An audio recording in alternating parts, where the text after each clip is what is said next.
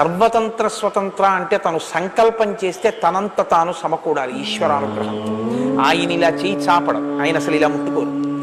ఆయన సంకల్పం చేస్తారు, అది వస్తుంది.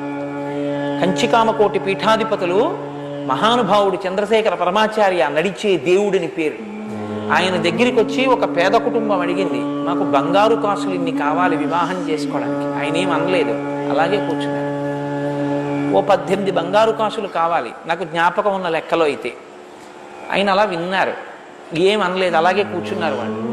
కాసేపు అయింది, భగవన్ ఇలా వెళ్ళిపోతున్నాం, మీ దర్శనం కోసం వచ్చాం, ఈ 18 బంగారు కాసులు మీరు స్వీకరించవలసింది. ఐశ్వర్యవంతుడు వచ్చి ఆ బట్ట మీద వేశాడు.